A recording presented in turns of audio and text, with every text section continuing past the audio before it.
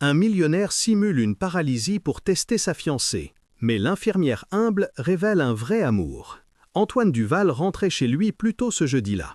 À 34 ans, il était l'héritier du conglomérat Duval Enterprises, un empire que son père avait bâti à la sueur de son front.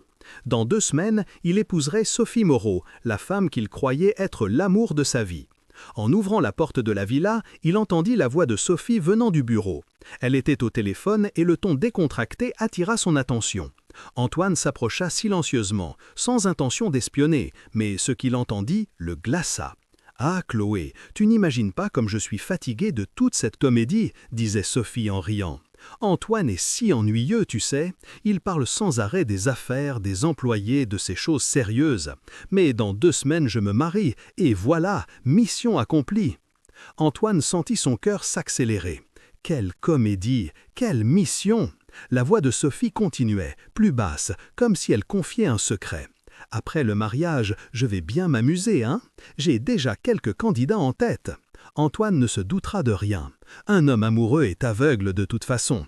Et quand j'aurai des enfants de lui, là je serai tranquille pour le reste de ma vie.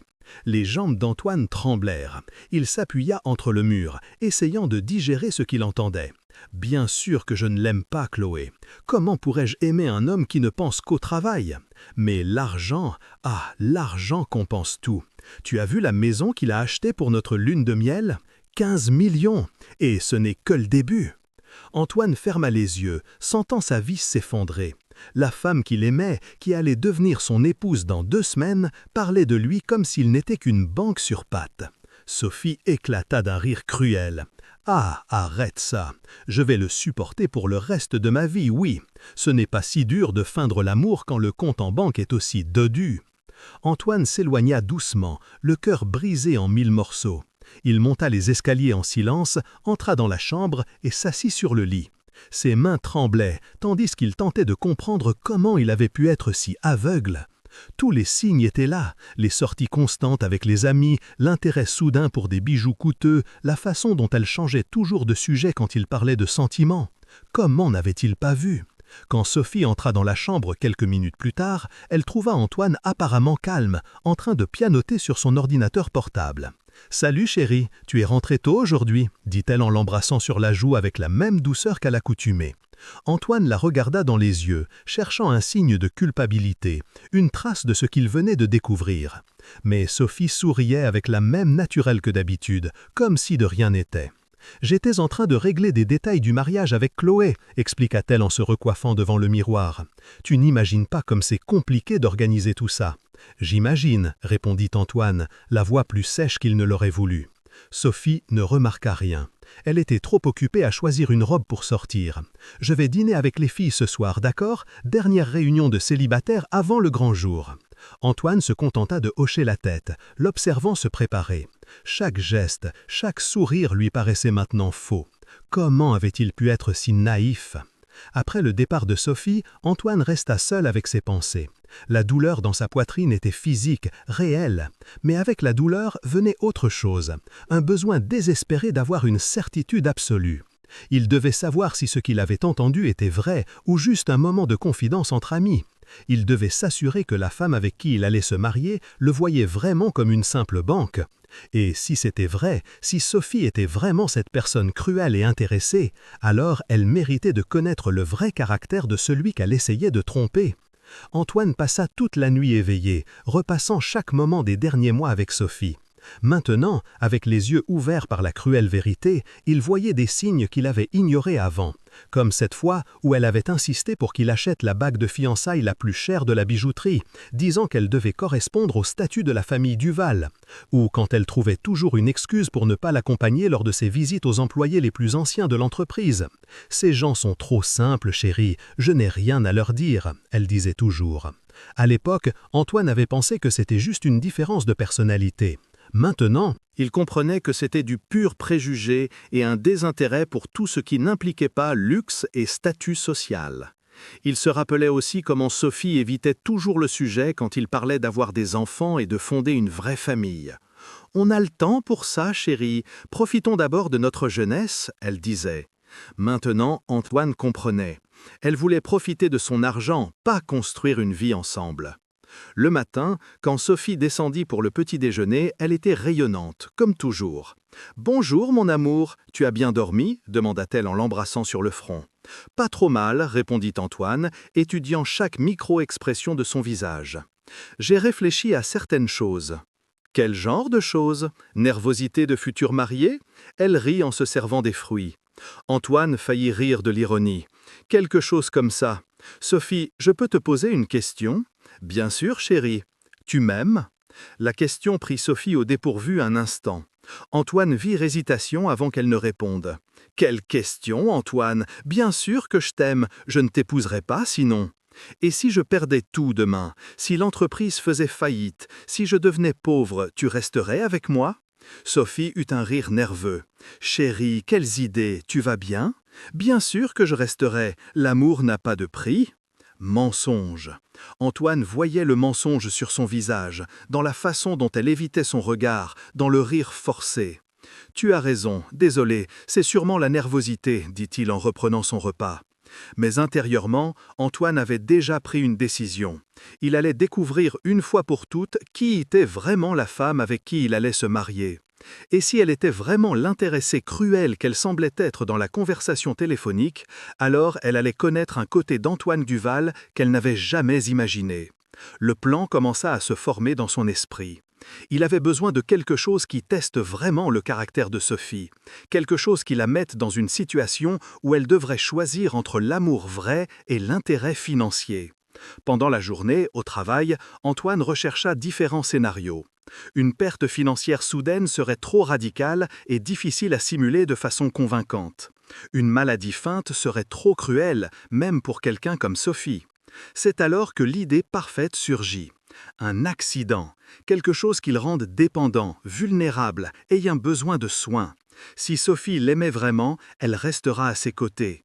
Si c'était juste de l'intérêt, elle montrerait son vrai visage. Le plan était risqué et exigeait une préparation minutieuse. Antoine savait exactement qui pouvait l'aider à le réaliser. Le docteur Pierre Leclerc était un médecin qu'Antoine connaissait depuis des années. Pas pour les meilleures raisons. Pierre avait perdu son emploi dans un hôpital privé après avoir été surpris à falsifier des rapports pour des patients riches qui voulaient se débarrasser de s'engagement. Il était corrompu, sans scrupules, mais discret. Parfait pour ce qu'Antoine avait besoin. Ce soir-là, quand Sophie sortit à nouveau pour régler des détails du mariage, Antoine passa l'appel. « Docteur Pierre, c'est Antoine Duval. J'ai besoin de vous parler d'une affaire délicate. » Le mardi matin, une semaine avant le mariage, Antoine mit son plan en action. Il quitta la maison en disant à Sophie qu'il avait une réunion importante avec des investisseurs japonais. « Ça pourrait durer toute la journée, chérie, » dit-il en l'embrassant sur le front. « Pas de problème, mon amour, je vais en profiter pour finaliser les derniers détails de la fête, » répondit Sophie, sans lever les yeux du magazine de mode qu'elle lisait. Antoine rencontra le docteur Pierre Leclerc dans une clinique privée discrète à Neuilly-sur-Seine. Le médecin, un homme d'une cinquantaine d'années, aux cheveux grisonnants et au regard calculateur, écouta attentivement le plan. « Je comprends la situation, Antoine, mais êtes-vous sûr de vouloir faire ça? Simuler une lésion médulaire, c'est très sérieux, » dit Pierre en tambourinant des doigts sur la table. « Absolument sûr. J'ai besoin de connaître la vérité sur cette femme avant de l'épouser. Et les examens? D'autres médecins voudront voir des résultats, faire des évaluations. » Antoine posa une mallette sur la table. 200 000 €. 50 maintenant, 50 quand vous émettiez le rapport et 100 quand tout sera fini. Vous serez le seul médecin responsable de mon cas. Je prétexterai vouloir une confidentialité totale. Les yeux de Pierre brillèrent en voyant l'argent. Quel type de lésion voulez-vous simuler? Paraplégie partielle. Quelque chose qui justifie une physiothérapie et des soins spéciaux, mais qui permettent des mouvements limités. Ça doit être convaincant, mais pas totalement incapacitant. Je peux faire ça. Lésion à hauteur de T12L1 avec atteinte motrice partielle des membres inférieurs. Vous aurez besoin d'un fauteuil roulant, mais avec une physiothérapie intensive, il pourrait y avoir une amélioration au fil du temps. C'est le type de lésion qui permet une certaine ambiguïté. Parfait. L'accident fut orchestré avec précision. Antoine percuta sa propre voiture dans un virage désert de la périphérique, calculant exactement l'impact nécessaire pour causer des dommages visibles sans se blesser gravement. Quelques égratignures, un hématome au visage. Rien de grave, docteur. Pierre arriva rapidement sur les lieux avec une ambulance privée prenant le contrôle de la situation avant que tout autre médecin n'intervienne. À l'hôpital, la famille Duval se réunit dans l'angoisse. Le père d'Antoine, Louis Duval, était visiblement ébranlé. « Comment est-ce arrivé, mon fils ?»« Je ne me souviens pas de grand-chose, papa, juste de me réveiller ici », mentit Antoine, jouant parfaitement le rôle de la victime confuse. Sophie arriva 1 heure plus tard, les yeux rougis et le visage de quelqu'un qui avait beaucoup pleuré. « Mon amour, j'ai cru t'avoir perdu », s'exclama-t-elle en lui serrant la main. Pendant un instant, Antoine faillit croire qu'elle se souciait vraiment. Presque.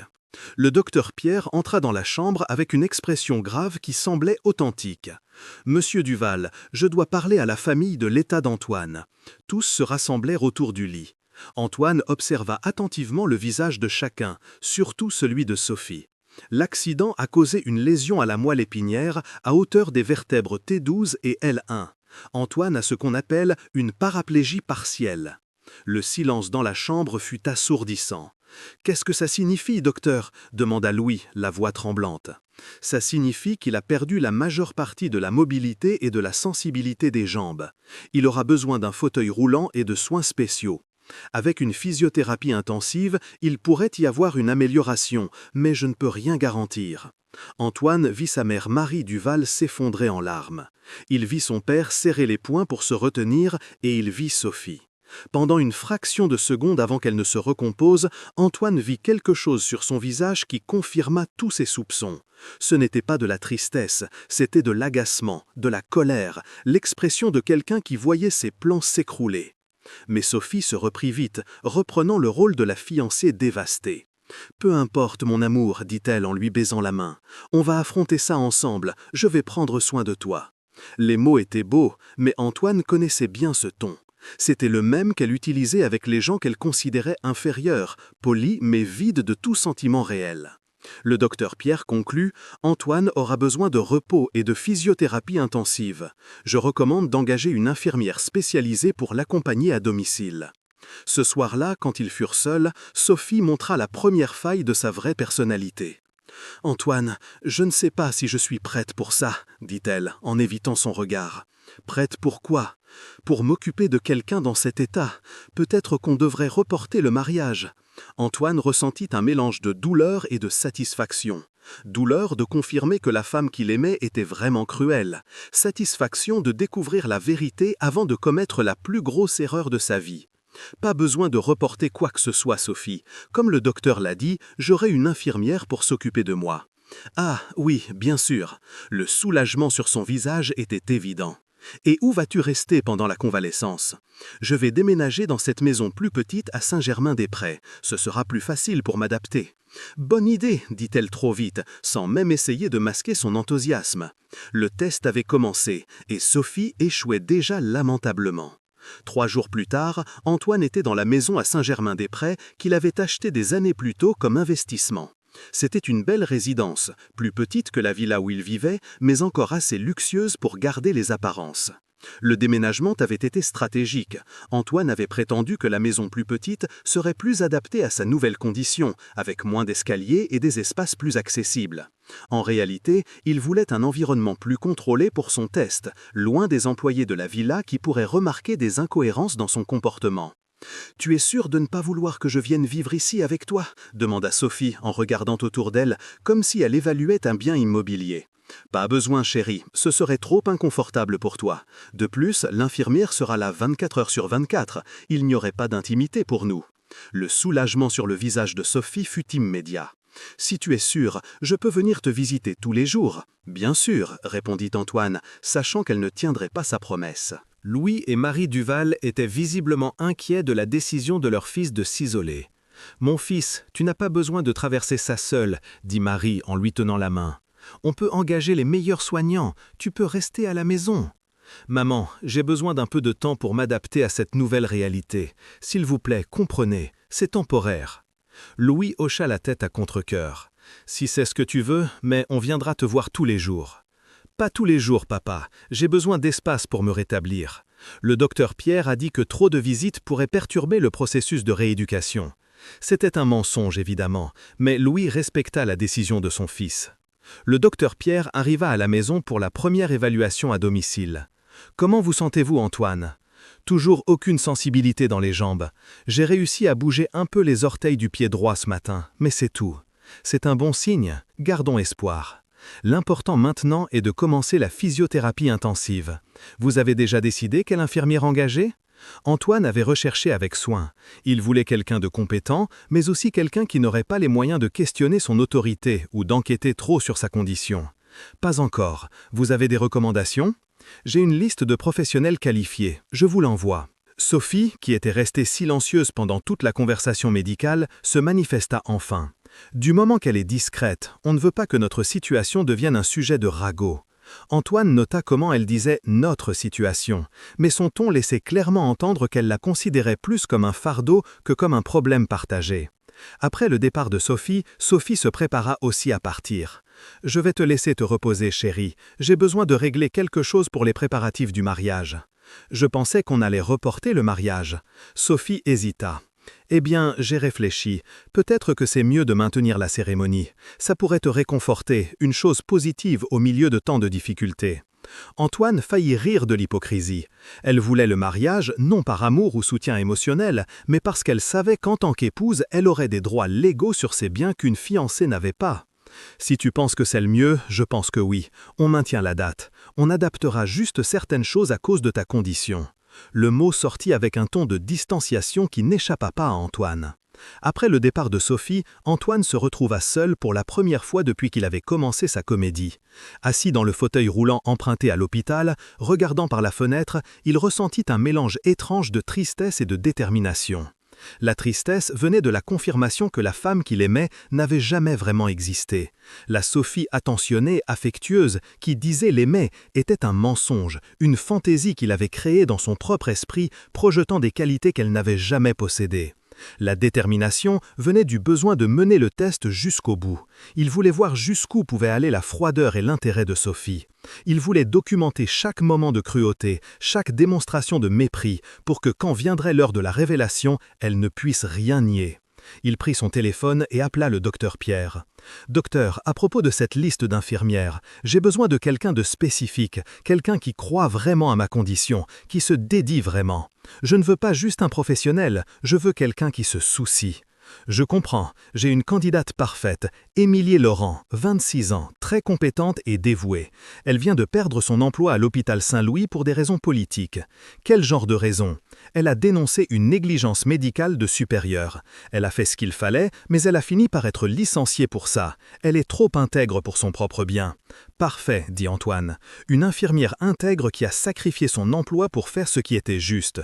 Ce serait le contraste parfait avec la personnalité intéressée de Sophie. Envoyez-la demain pour un entretien. Et docteur, ne mentionnez pas mon nom de famille complet ou mon entreprise. Dites juste que je suis Antoine, un entrepreneur qui a besoin de soins spéciaux. Pourquoi ? Je veux m'assurer qu'elle accepte le travail par vocation, pas pour la possibilité de soigner quelqu'un de riche. Le docteur Pierre rit. Vous testez vraiment tout le monde, hein ? Exactement. Et maintenant, voyons qui passe le test. Le lendemain matin, Antoine se leva tôt pour se préparer à l'entretien. Il enfila des vêtements simples, sans logo de marque chère, et se positionna dans le salon de la maison, assis dans le fauteuil roulant qui était devenu son déguisement. À 9h pile, la sonnette retentit. Antoine ouvrit la porte et se trouva face à une femme brune, aux yeux marrons expressifs, les cheveux attachés en un chignon simple, vêtue d'un uniforme blanc impeccable. Elle portait un petit dossier et sourit en le voyant. « Bonjour, vous devez être Antoine. Je suis Émilie Laurent, l'infirmière recommandée par le docteur Pierre. »« Bonjour Émilie, entrez s'il vous plaît. » Antoine l'observa attentivement tandis qu'elle entrait dans la maison. Émilie regarda autour d'elle avec une admiration discrète, mais sans l'envie ou le calcul qu'il était habitué à voir dans le regard des gens quand ils découvraient ses propriétés. « Quelle belle maison !» commenta-t-elle sincèrement. « Ça doit être réconfortant d'avoir un endroit tranquille comme ça pour se remettre. » Ils s'installèrent dans le salon.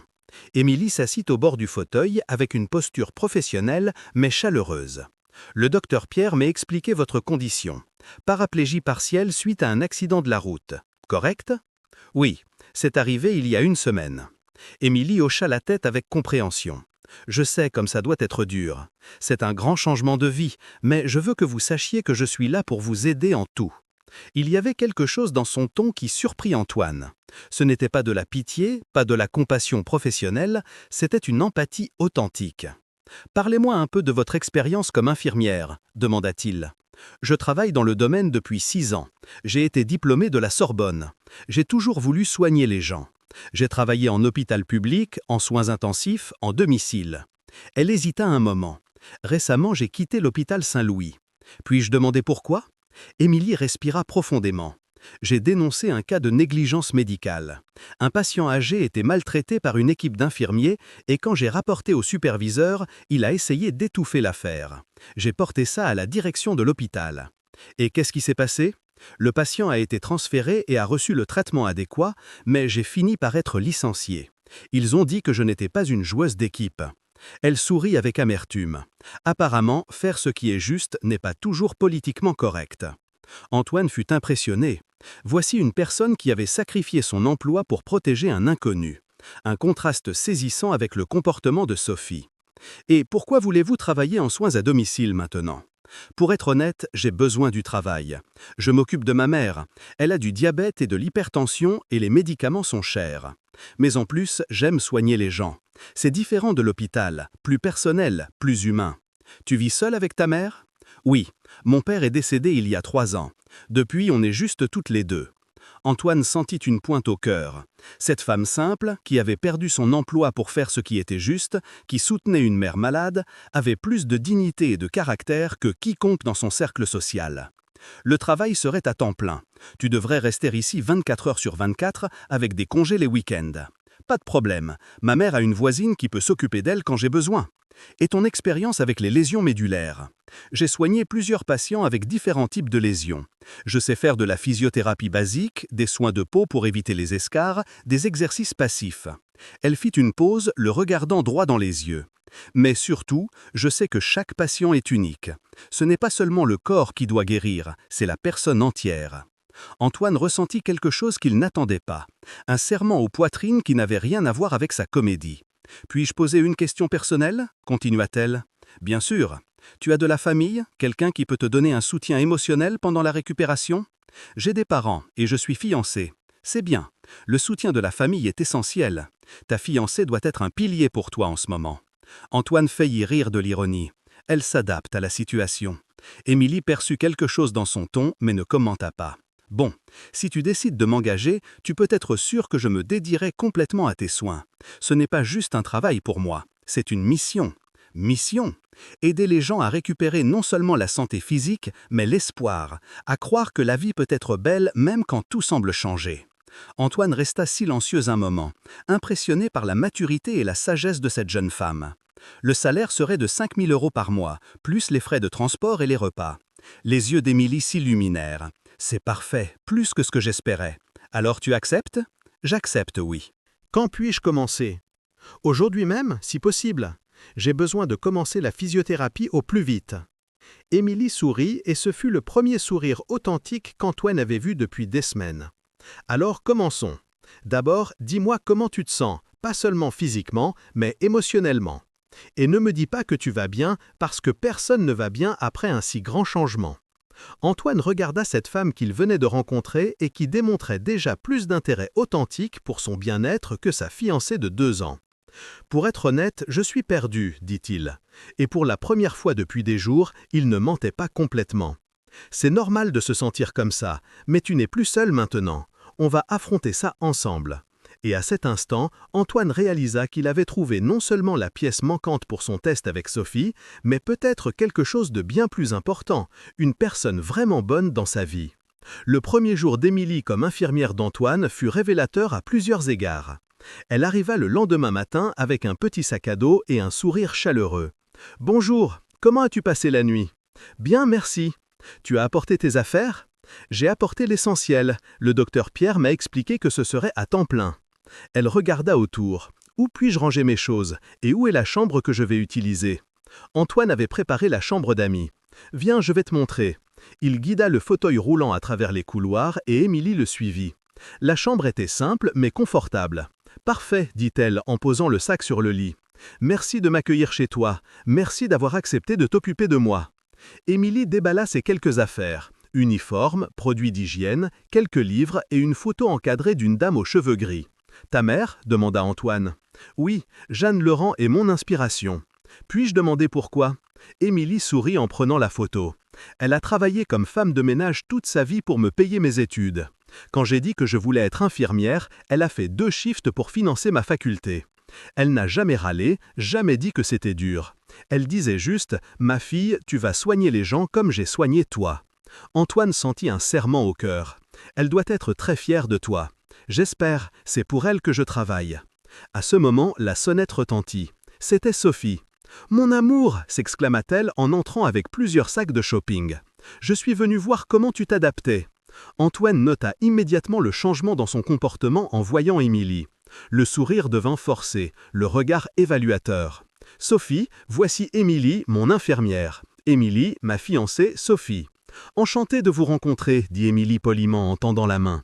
Sophie serra la main froidement. « Alors tu es l'infirmière. J'espère que tu es compétente. » « Je ferai de mon mieux, » répondit Émilie, gardant une posture professionnelle malgré le ton hostile. Sophie se tourna vers Antoine. « Puis-je te parler en privé ?» Ils allèrent dans la chambre, laissant Émilie organiser ses matériaux de physiothérapie dans le salon. « Antoine, tu es sûr pour cette infirmière? Pourquoi? Un problème? Elle est trop jeune et trop jolie. Tu ne trouves pas bizarre qu'une infirmière si jeune soit au chômage ?» Antoine fut surpris par la mesquinerie du commentaire.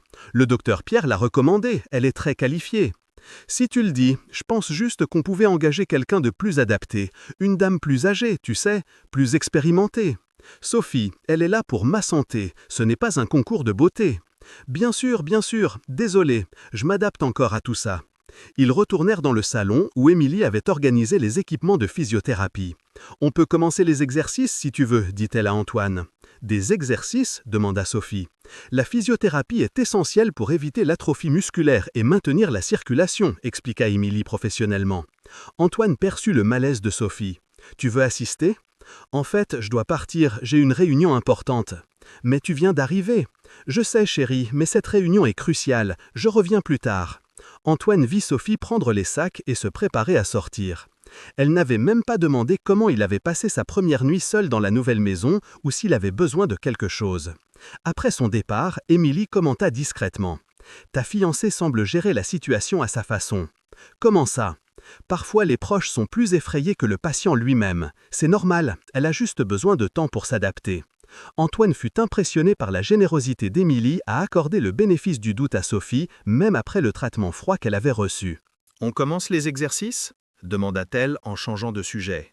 L'heure suivante fut une expérience unique pour Antoine. Émilie le guida à travers une série d'exercices passifs pour les jambes, des massages pour stimuler la circulation et des mouvements de renforcement pour le haut du corps. Il est important de garder les muscles actifs, même sans sensibilité complète, expliquait-elle en travaillant soigneusement sur ses jambes. Antoine dut se concentrer pour ne pas réagir à ses touchés et maintenir la comédie convaincante. « Une sensation ?» demanda-t-elle de temps en temps. « Rien encore, mentait-il. Ne te décourage pas, le processus de guérison peut être lent. » Pendant les exercices, ils discutèrent. Émilie racontait des histoires sur ses autres patients, toujours avec affection et respect. Antoine parla de sa vie avant l'accident, éditant soigneusement les détails pour ne pas révéler sa vraie identité. « Tu travaillais dans quoi ? » ?»« Des affaires, rien de très excitant. Tout travail est important. Ça te manque ? » ?»« Beaucoup. Ça me manque de me sentir utile. » »« Tu es toujours utile, Antoine. Tu passes juste par une phase d'adaptation. » La sincérité dans son ton l'émut. En fin d'après-midi, Sophie revint, visiblement irritée. « Comment s'est passée la journée ?» demanda Antoine. « Compliqué. Les fournisseurs posent des problèmes à cause des changements pour le mariage. »« Quels changements ? » ?»« Voyons, Antoine, évidemment qu'on ne peut pas avoir la même cérémonie maintenant. Il faut quelque chose de plus adapté à ta situation. » Antoine comprit le sous-entendu. Sophie avait honte de se marier avec quelqu'un en fauteuil roulant. Émilie, qui préparait le dîner dans la cuisine, entendit la conversation et son visage se crispa légèrement. « Sophie, pas besoin de changer quoi que ce soit pour moi. Ne sois pas ridicule. Bien sûr que si. Je ne peux pas te faire arriver en fauteuil roulant dans une cérémonie traditionnelle. » Le silence dans la maison devint lourd. Émilie arrêta de couper les légumes dans la cuisine. « Peut-être que c'est mieux comme ça, » dit Antoine en testant sa réaction. Exactement. En fait, je pensais, peut-être une cérémonie toute petite, juste la famille. Antoine savait que ce n'était pas de la considération pour lui. C'était de la honte de se montrer publiquement en train d'épouser quelqu'un limité. Comme tu veux, dit-il. Sophie parut soulagée. Super, je dîne dehors ce soir. J'ai besoin de rencontrer les filles pour réorganiser tout. Après son départ, Émilie servit le dîner à Antoine. Elle est sortie à nouveau demanda-t-elle en essayant d'être décontractée. Elle a dit qu'elle allait voir ses amis. Émilie hocha la tête, mais Antoine vit qu'elle commençait à remarquer un pattern dans le comportement de Sophie. « Émilie, puis-je te poser une question personnelle ?»« Bien sûr. Si tu avais un fiancé qui subissait un accident comme le mien, comment réagirais-tu » Elle arrêta de manger et le regarda sérieusement. « Je serais dévastée, bien sûr, mais encore plus déterminée à le soutenir. Quand tu aimes vraiment quelqu'un, les circonstances ne changent rien. Et si la personne devenait complètement dépendante ? L'amour n'est pas conditionnel, Antoine. Si c'était le cas, ce ne serait pas de l'amour. » La réponse fut comme un coup de poing à l'estomac. Antoine comprenait enfin la différence entre ce que Sophie ressentait pour lui et ce qu'était l'amour vrai. Cette nuit-là, tandis qu'Émilie lisait un livre dans le salon et que Sophie n'était pas encore rentrée, Antoine réfléchit au premier jour de son test. Les résultats étaient déjà clairs. Sophie échouait spectaculairement, tandis qu'une parfaite inconnue démontrait plus de soins et de considération pour lui en un jour que sa fiancée en une semaine. Le test ne faisait que commencer, mais Antoine savait déjà comment il finirait. Il était presque minuit quand Sophie rentra enfin. Antoine était dans la chambre, feignant de dormir, quand il entendit la porte d'entrée s'ouvrir. Elle entra en essayant de ne pas faire de bruit, mais elle était visiblement éméchée. Émilie, qui lisait dans le salon, se leva en la voyant. « Bonsoir Sophie, Antoine dort déjà. »« Parfait, » répondit Sophie sèchement, sans même la regarder. « Tu peux te retirer, je veux être seule avec mon fiancé. »« Bien sûr, si vous avez besoin de quelque chose, je suis dans ma chambre. » Après le départ d'Émilie, Sophie entra dans la chambre où Antoine feigna de dormir. Elle s'approcha du lit et il put sentir l'odeur d'alcool dans son haleine. « Antoine, tu dors ?» Il ne répondit pas, gardant une respiration régulière. Sophie soupira bruyamment et alla dans la salle de bain.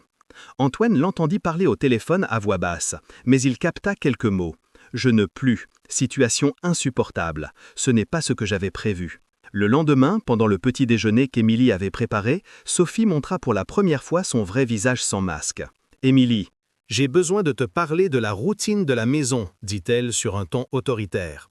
Bien sûr, en quoi puis-je aider ? D'abord, quand je suis là, tu peux te retirer dans ta chambre. Je n'ai pas besoin d'un public pour parler à mon fiancé. » Antoine vit le visage d'Émilie se contracter légèrement, mais elle garda sa posture professionnelle. « Je comprends, mais j'ai besoin de rester proche au cas où Antoine aurait besoin d'assistance médicale. Il peut m'appeler s'il a besoin de quelque chose. »« Sophie, » intervint Antoine. « Émilie est là pour ma santé. Elle doit rester à proximité. Ne sois pas ridicule, Antoine. Je peux m'occuper de toi pendant quelques heures. » L'ironie du commentaire était flagrante. Sophie avait passé moins de 3 heures avec lui depuis l'accident et maintenant elle voulait donner des ordres à celle qui s'occupait vraiment de lui. « De plus, » continua Sophie, « je pense que tu peux réduire un peu toute cette physiothérapie. On ne veut pas que tu te blesses plus, hein? » Émilie ne put se retenir. « Avec tout le respect, mais la physiothérapie est fondamentale pour la récupération. L'interrompre maintenant pourrait causer des complications sérieuses. »« Désolé, mais qui es-tu pour questionner mes décisions sur mon fiancé? Je suis la professionnelle de santé responsable de lui. Tu es une employée, » dit Sophie froidement. Le silence dans la cuisine fut assourdissant. Antoine vit Émilie avaler sa salive, clairement blessée mais gardant sa dignité. « Tu as raison, » dit Émilie calmement. « Je suis une employée, mais une employée qui se soucie genuinely du bien-être de mon patient. » L'allusion ne passa inaperçue pour aucun des trois. Sophie rougit de colère. « Je pense que tu ferais mieux de te rappeler ta place ici. »« Sophie, ça suffit !» explosa Antoine. « Émilie fait son travail et elle le fait bien. Je n'accepte pas que tu la traites comme ça. Tu la défends, elle, contre moi, ta propre fiancée. Je défends une personne qui a été plus attentionnée avec moi ces 2 derniers jours que... » Antoine s'interrompit avant de dire quelque chose qui révélerait trop sur sa perception de la situation. « Que quoi, Antoine? Oublie. Traite juste Émilie. » Sophie sortit de la cuisine en claquant des pieds et alla passer un appel dans le salon. Antoine put l'entendre clairement. « Chloé, j'ai besoin de me confier. Cette situation est insupportable. Antoine défend l'infirmière contre moi. Tu y crois? » Je sais que je dois tenir jusqu'au mariage, mais c'est très dur. 2 semaines, juste 2 semaines et je me débarrasserai de ce poids mort. » Antoine ferma les yeux, feignant de n'avoir rien entendu. Chaque mot était comme un coup de couteau, mais aussi une confirmation qu'il faisait ce qu'il fallait. Émilie s'approcha de lui dans la cuisine. « Antoine, si ma présence cause des problèmes entre vous, non, le problème n'est pas toi. » Elle le regarda avec compréhension. Parfois, les situations difficiles révèlent des aspects des gens qu'on ne connaissait pas avant. C'est vrai, acquiesça-t-il. Et parfois, elles révèlent des aspects de gens qu'on vient juste de rencontrer aussi. Émilie sourit légèrement, comprenant qu'il parlait positivement d'elle. Sophie revint dans la cuisine avec une expression déterminée. « Antoine, j'ai besoin de sortir. Je vais passer la journée dehors à organiser les derniers détails du mariage. » « Ça va ?» répondit-il sans même essayer de masquer le soulagement dans sa voix. « Et toi ?» Elle s'adressa à Émilie. « J'espère que quand je reviendrai, tu auras mieux compris ton rôle dans cette maison. » Après le départ de Sophie, Émilie resta silencieuse un long moment. « Elle traverse une période difficile, dit-elle enfin. Ce n'est pas facile de voir la personne qu'on aime dans une situation comme celle-ci. » Antoine fut impressionné par la générosité d'Émilie, toujours à chercher des explications bienveillantes pour le comportement cruel de Sophie. « Émilie, puis-je te confier un secret? » « Bien sûr. Parfois, je me demande si les gens m'aiment vraiment ou s'ils aiment ce que je représente pour eux. Que veux-tu dire? Rien. Juste merci d'être là, de me traiter comme une personne normale. Tu es une personne normale, Antoine. Tu passes juste par une phase difficile. » À cet instant, en regardant cette femme simple qui était entrée dans sa vie il y a juste 2 jours, Antoine réalisa quelque chose qui l'effraya. Il commençait à tomber amoureux d'elle, et, pour la première fois depuis qu'il avait commencé sa comédie, il eut peur de ce qu'il découvrirait sur lui-même dans ce processus. L'après-midi passa tranquillement, avec Émilie s'occupant de lui avec la même dévotion. Ils parlèrent, rirent, et Antoine se surprit à penser que c'étaient les heures les plus authentiques qu'il avait vécues depuis des mois. À 8 heures du soir, Sophie appela. « Antoine, je ne pourrai pas revenir pour dîner. Je suis dans une réunion super importante avec l'organisateur. Ça va? Tu vas bien? L'infirmière s'occupe bien de toi. Je vais bien. Super. Je t'aime, chérie. À demain. » « À demain, répondit-il, mais il ne dit pas qu'il l'aimait aussi. Émilie, qui préparait le dîner, commenta. Elle doit être très stressée par les préparatifs. Sûrement, acquiesça Antoine, sachant que Sophie était probablement dans un bar avec Julien Bertrand. Cette nuit-là, après le dîner, tandis qu'ils regardaient la TV ensemble dans le salon, Antoine prit une décision. Il allait accélérer son test. Il voulait voir jusqu'où Sophie était capable d'aller et il voulait qu'Émilie voie aussi, car il commençait à réaliser que le plus important n'était pas de découvrir qui était vraiment Sophie, mais qui était vraiment Émilie. Et la réponse à cette question changeait sa vie de façon qu'il n'avait jamais imaginé possible. C'était le 4e jour d'Émilie dans la maison, et une routine commençait à s'installer. Antoine se réveillait chaque matin avec l'odeur de café frais venant de la cuisine, quelque chose qu'il n'avait jamais connu avant.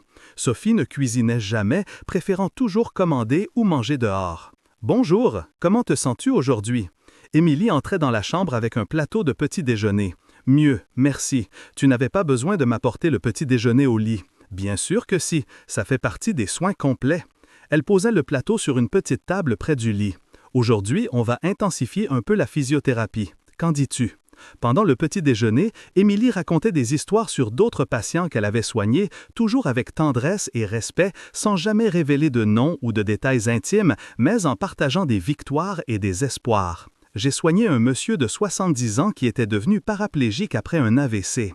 Sa famille pensait qu'il ne marcherait plus jamais. 6 mois plus tard, il dansait au mariage de sa petite fille. « Tu crois vraiment que je peux m'améliorer? » demanda Antoine en testant sa sincérité. « Je crois au miracle, Antoine, mais plus que ça, je crois au pouvoir de la détermination et des soins appropriés. » La séance de physiothérapie matinale devint le moment préféré d'Antoine.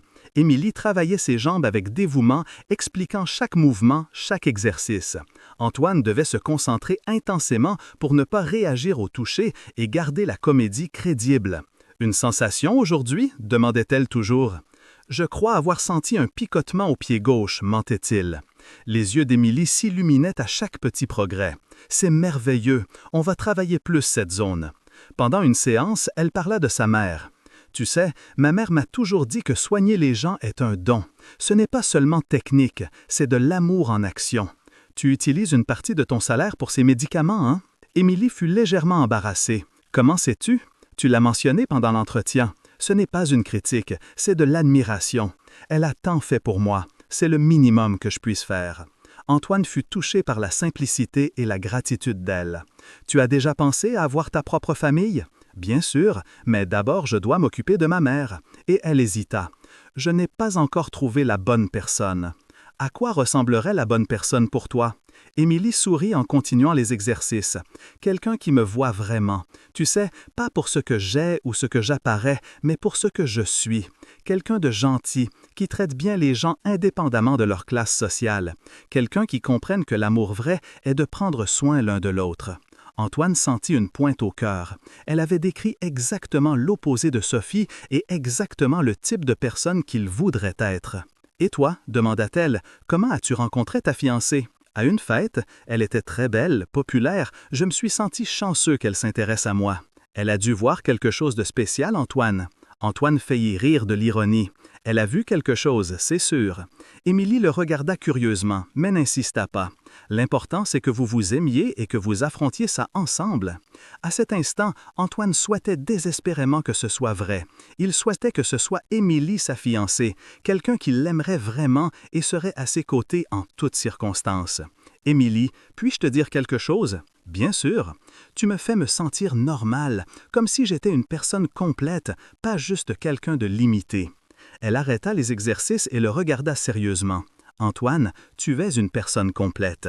Tes jambes ne définissent pas qui tu es. » À cet instant, ils se regardèrent profondément, et Antoine sentit une connexion qu'il n'avait jamais connue avant, pure, honnête, basée sur qui il était vraiment, pas sur ce qu'il possédait. Le 5e jour, Antoine commença à observer des changements subtils dans le comportement de Sophie. Elle arriva au milieu de l'après-midi, apparemment sortant d'un rendez-vous. « Salut chérie, comment s'est passée la physiothérapie aujourd'hui? »« Bien, Émilie dit que je progresse. » Sophie regarda Émilie avec une expression qu'Antoine ne put décrypter. « Tant mieux. Émilie, tu peux nous laisser, je veux parler à mon fiancé. » Émilie se retira discrètement et Antoine nota comment Sophie attendit jusqu'à être sûre qu'elle était partie. « Antoine, j'ai besoin de te dire quelque chose. J'ai dû faire des ajustements au budget du mariage. » « Quel genre d'ajustement? » « Eh bien, avec tous ces changements, certaines dépenses sont devenues inutiles.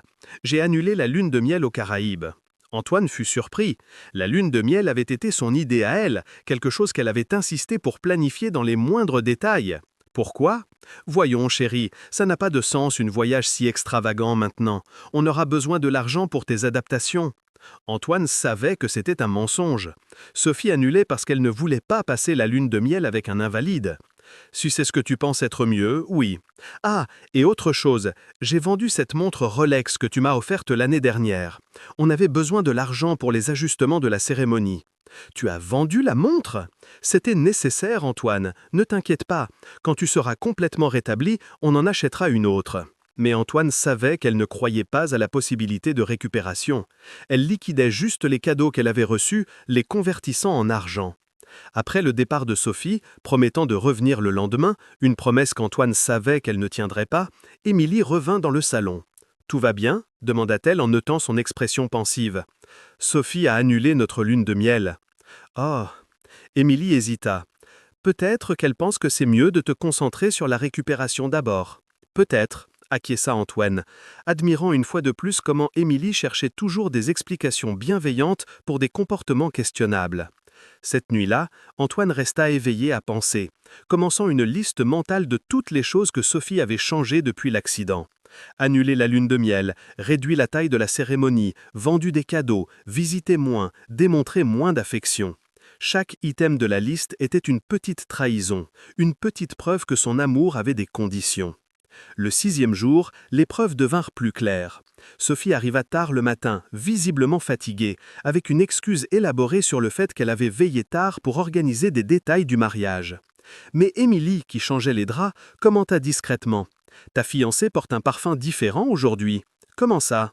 Hier, c'était à la lavande, aujourd'hui c'est un parfum masculin plus boisé. » Antoine sentit son estomac se serrer. Peut-être qu'elle a essayé un nouveau parfum. Peut-être, dit Émilie, mais il y avait du doute dans sa voix. L'après-midi, pendant que Sophie parlait au téléphone dans le salon, Antoine demanda à Émilie de pousser son fauteuil plus près, feignant de vouloir prendre un livre. Il put entendre des fragments de la conversation. « Je ne peux pas sortir aujourd'hui, j'ai besoin de rester ici un peu.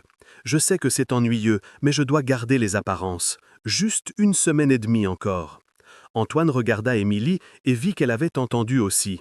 Leurs yeux se croisèrent et il vit de la compassion et de l'inquiétude dans son regard. « Antoine, murmura-t-elle, si tu veux parler de quoi que ce soit, je suis là. » À cet instant, il sut qu'Émilie commençait à réaliser que quelque chose clochait entre lui et Sophie. Et pour la première fois depuis qu'il avait commencé sa comédie, Antoine se sentit moins seul. Le 7e jour, un dimanche, Sophie ne vint pas. Elle appela le matin, disant qu'elle avait mal à la tête et avait besoin de se reposer pour une semaine intense de préparatifs. « Tu veux que je vienne chez toi ?» offrit Antoine. « Non, non, tu ne peux pas sortir de la maison encore, souviens-toi. Le docteur Pierre a dit d'éviter les efforts inutiles. » Après avoir raccroché, Antoine pensa « Le docteur Pierre n'avait jamais dit ça. En fait, il avait recommandé de petites sorties pour améliorer le moral du patient. » « Je pense qu'aujourd'hui, c'est juste nous deux, » dit Émilie, en essayant de sonner enthousiaste. « Tu n'as pas besoin de rester ici le dimanche, tu peux visiter ta mère. En fait, elle passe le week-end chez ma tante, et j'aime ta compagnie. » Antoine sourit. « Moi aussi, j'aime la tienne. » Ils passèrent la journée à discuter sur la terrasse. Émilie raconta des histoires de son enfance, grandissant dans une maison simple mais pleine d'amour. Antoine partagea de souvenirs édités de sa jeunesse, se focalisant sur les moments authentiques, loin des privilèges et responsabilités entrepreneuriales. « Tu sais ce qui m'impressionne le plus chez toi ?» dit Émilie l'après-midi. « Quoi ? Ta force. La plupart des gens dans ta situation deviendraient amers, révoltés. Toi, tu restes gentil, intéressé par les autres. » Je ne me sens pas fort. En fait, je me sens assez perdu. C'est normal, tu traverses une transformation gigantesque. Mais sais-tu ce que je vois quand je te regarde? Quoi? Je vois un homme intègre, qui traite bien les gens, qui a un bon cœur. Ça n'a pas changé avec l'accident. Antoine sentit ses yeux s'humidifier. Merci de dire ça. C'est la vérité. Ils restèrent silencieux un moment, observant le coucher de soleil. Émilie, puis-je te poser une question personnelle? Bien sûr. Tu crois que les gens peuvent changer? Que quelqu'un peut découvrir que la personne qu'il aime n'est pas qui il pensait? Émilie le regarda attentivement. Je crois que les situations extrêmes révèlent qui les gens sont vraiment. Et parfois, on découvre que la personne qu'on aimait était une projection de nous-mêmes, pas la personne réelle. Et si tu découvrais que quelqu'un de très proche n'est pas qui tu pensais, ce serait douloureux, mais je préfère une vérité douloureuse à un mensonge confortable. Antoine fut impressionné par sa sagesse. Cette nuit-là, ils regardèrent un vieux film à la TV. Pendant une scène romantique, Émilie commenta « L'amour vrai, c'est ça. 2 personnes qui se voient vraiment, qui s'acceptent complètement. Tu as déjà ressenti ça? » Non, admit-elle, mais je sais que ça existe. Mes parents l'avaient. Même dans les difficultés financières, même quand mon père était malade, ils s'aimaient profondément. Ça doit être merveilleux d'avoir ça. Oui, et toi, tu le ressens avec ta fiancée? Antoine hésita. Pour la première fois depuis qu'il avait commencé la comédie, il voulait dire la vérité à quelqu'un. Je pensais le ressentir, mais dernièrement je ne suis pas sûr de la connaître vraiment. Émilie se tourna vers lui sur le canapé. Que veux-tu dire? Parfois je sens qu'elle est avec moi pour les mauvaises raisons. Antoine, vous traversez un moment très dur, c'est normal que les gens réagissent de façon inattendue au stress. Et si ce n'est pas du stress? Et si c'est qui elle est vraiment? Émilie resta silencieuse un long moment. Alors, tu devras décider si tu peux vivre avec cette personne réelle ou si tu mérites quelqu'un qui t'aime vraiment. À cet instant, en regardant Émilie à la lumière douce de la TV, Antoine sut avec certitude absolue qu'il tombait amoureux d'elle et, pour la première fois de sa vie, il tombait amoureux de la bonne personne pour les bonnes raisons. Le problème, c'était que tout était basé sur un mensonge et il ne savait pas comment résoudre ça sans détruire la chose la plus pure qui lui soit arrivée. Dans la 2e semaine, le comportement de Sophie changea drastiquement. Elle arriva le lundi, accompagnée de 2 amies, Chloé Vasseur et Océane Dupont, des femmes de la même classe sociale et mentalité. Les filles, voici mon fiancé, Antoine, présenta-t-elle, avec un ton qui sonnait presque comme une excluse. Salut Antoine, dirent-elles, clairement mal à l'aise.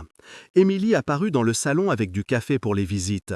Ah, voici l'infirmière, dit Sophie négligemment. Émilie, c'est ça ? Oui, enchantée de vous rencontrer, répondit Émilie poliment. Tu peux nous servir le café dans la salle à manger, on veut discuter en privé, ordonna Sophie. Antoine nota comment elle traitait Émilie comme une domestique, pas comme une professionnelle de santé. Bien sûr, répondit Émilie avec dignité, mais Antoine vit l'embarras dans ses yeux. Les trois femmes s'éloignèrent, laissant Antoine seul dans le salon.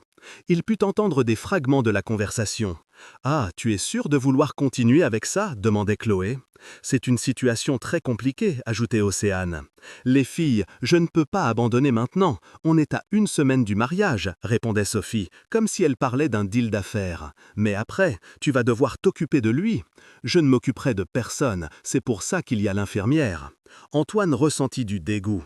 Sophie discutait de sa vie comme s'il était un fardeau qu'elle assumait par obligation. Quand les amis partirent, Sophie revint dans le salon avec une expression agacée. « Antoine, j'ai besoin de te parler de l'infirmière. » « Quoi avec elle ? Je pense qu'elle se mêle trop de notre relation. Aujourd'hui même, elle a fait un commentaire sur le fait que je ne sois pas venu hier. » « Quel genre de commentaire ? Elle a dit que tu attendais ma visite, comme si elle savait ce qui se passe entre nous. » Antoine savait qu'Émilie n'aurait jamais dit ça. Peut-être qu'elle a juste remarqué que j'étais triste. Exactement. Elle ne devrait pas observer nos sentiments. C'est une employée, pas une psychologue. Sophie, elle fait son travail. Son travail est la physiothérapie, pas à opiner sur notre relation.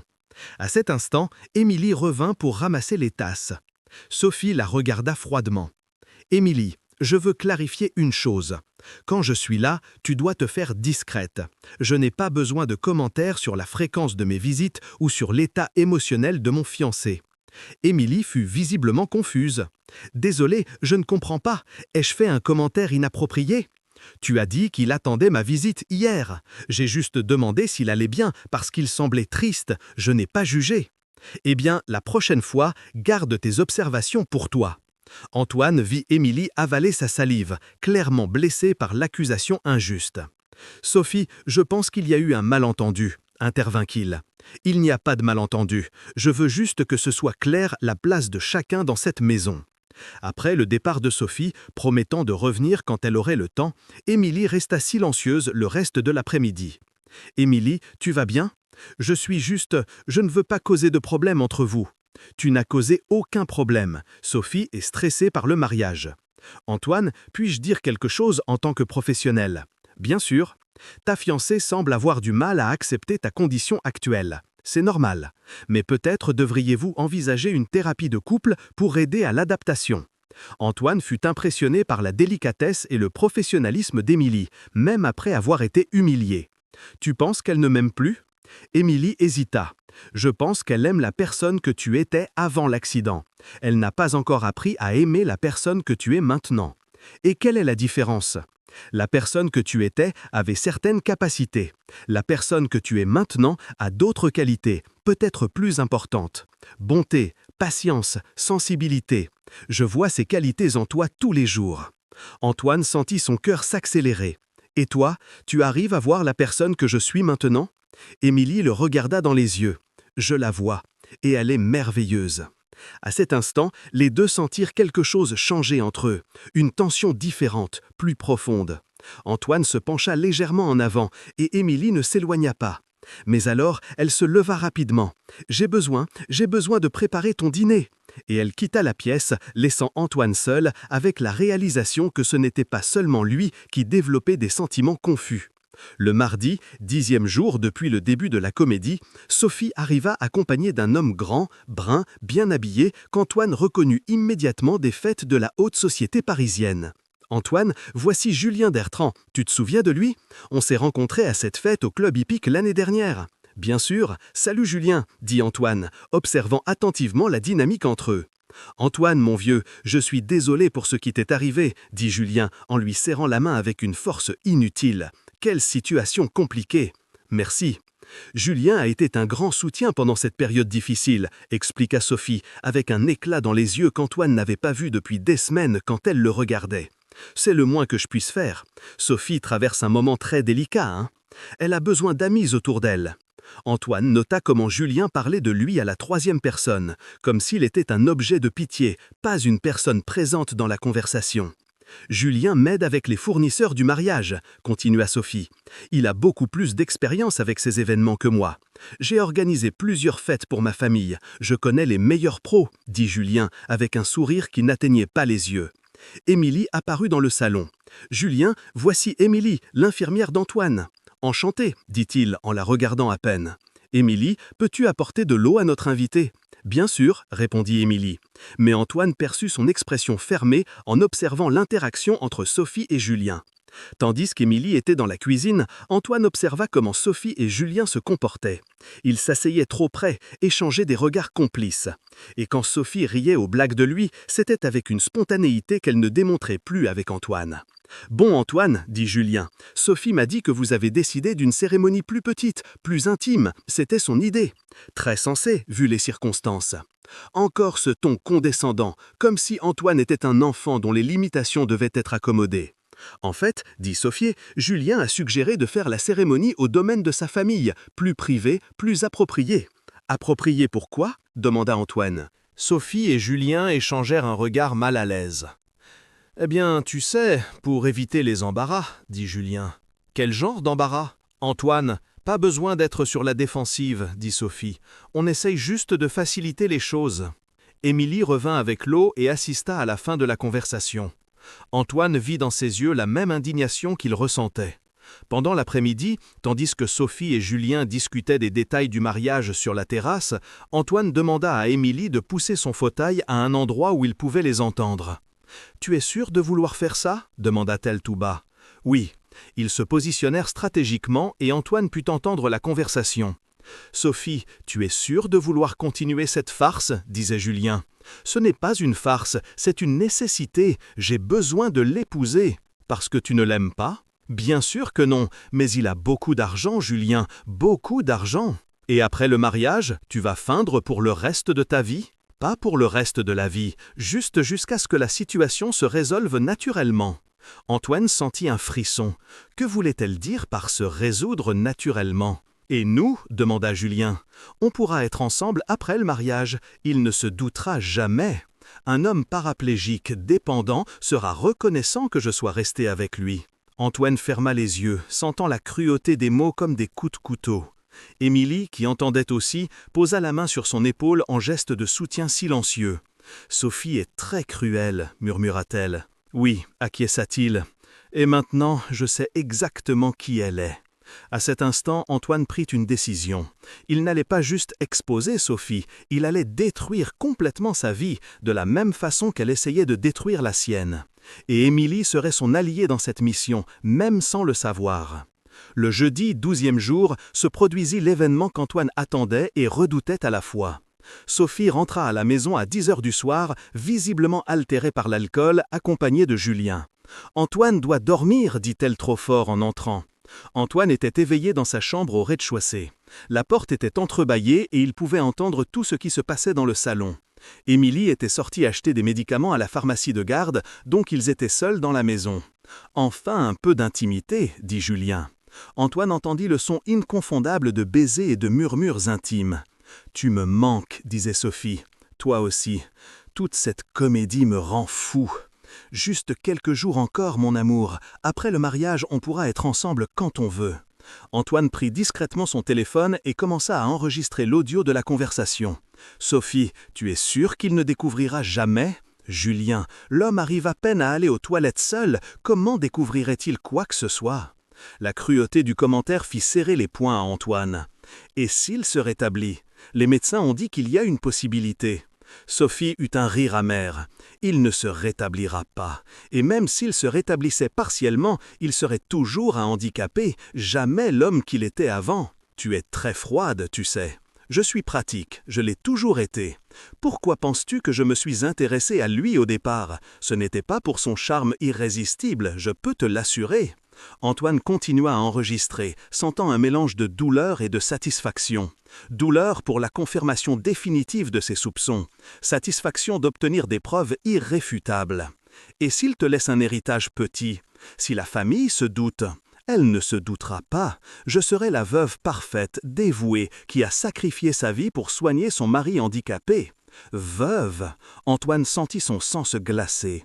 Julien, les hommes dans sa condition ont une espérance de vie réduite, des complications de santé, dépression, accidents domestiques. Ça arrive souvent. Sophie, tu parles sérieusement? Je parle de réalité médicale. Et si une complication arrive un peu plus tôt que naturellement, eh bien, ce serait une bénédiction pour tout le monde, non? Pour lui qui n'aurait pas à vivre cette vie limitée, et pour moi qui n'aurais à feindre pour le reste de ma vie. Antoine arrêta l'enregistrement. Il avait obtenu plus qu'il n'espérait. Sophie n'était pas juste en train de l'utiliser pour l'argent, elle planifiait de s'en débarrasser. À cet instant, il entendit la porte d'entrée s'ouvrir. C'était Émilie qui rentrait de la pharmacie. « Sophie, tu es là ?» La voix d'Émilie résonna dans le salon. Antoine entendit un mouvement rapide, probablement Sophie et Julien se séparant. « Salut Émilie. Oui, je suis venu voir comment allait Antoine. Et monsieur Julien me donnait du soutien. C'est très dur pour moi, tu sais. » Antoine faillit rire de l'hypocrisie. « Bien sûr. Antoine est dans la chambre, il doit être encore éveillé. Je vais le voir vite, et puis je pars, dit Sophie. Elle entra dans la chambre d'Antoine, qui feignit de se réveiller. « Salut chérie, comment vas-tu ? » « Bien, je ne savais pas que tu venais aujourd'hui. J'ai voulu passer rapidement. Demain, je serai très occupée avec les derniers préparatifs. » Elle s'approcha et l'embrassa sur la joue. Antoine put sentir l'odeur d'alcool et du parfum de Julien sur elle. « Sophie, tu as bu ? » ?»« Juste un peu. J'étais à un dîner avec les filles à discuter du mariage. » Encore un mensonge. « Tout est prêt pour samedi ? » ?»« Tout est parfait, chérie. Ce serait une journée merveilleuse. » Après son départ, Antoine resta éveillé tard, traitant tout ce qu'il avait découvert. Sophie n'était pas juste intéressée, elle était potentiellement dangereuse. Quand Émilie passa vérifier s'il allait bien, Antoine prit une décision. « Émilie, puis-je te faire confiance ?»« Bien sûr. »« Antoine, qu'est-ce qui se passe ? Si je te disais que j'ai découvert quelque chose de terrible sur quelqu'un de proche, tu me croisais ? » ?»« Ça dépend de quoi, mais oui, je fais confiance à ton jugement. » Et si c'était quelque chose qui pourrait changer complètement ta perception d'une personne? Émilie s'assit sur la chaise près du lit. « Antoine, qu'est-ce qui se passe ?» Il regarda cette femme qui était devenue la personne la plus importante de sa vie et prit une décision qui changerait tout. « Émilie, j'ai besoin de te dire quelque chose, mais promets de m'écouter jusqu'au bout. »« Je promets. » Et Antoine commença à raconter la vérité, toute la vérité. Antoine raconta tout à Émilie, sur la conversation téléphonique qu'il avait entendue, sur le plan de la comédie, sur le docteur Pierre, sur les enregistrements qu'il avait faits. Tout, sauf sa vraie identité et sa fortune. Ça, il le garderait pour le bon moment. Émilie l'écouta en silence absolu, ses yeux passant par la surprise, le choc, l'indignation et enfin la compréhension.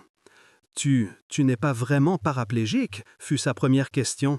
Non, je peux marcher normalement. Et tu as fait tout ça pour tester Sophie? Oui. Émilie resta silencieuse un long moment, traitant l'information. Antoine, tu as idée de ce que tu as fait, à moi, à ta famille, à tout le monde. Je sais, et je regrette de t'avoir menti, mais j'avais besoin de savoir la vérité sur elle. Et tu l'as découverte? J'ai découvert beaucoup plus que prévu.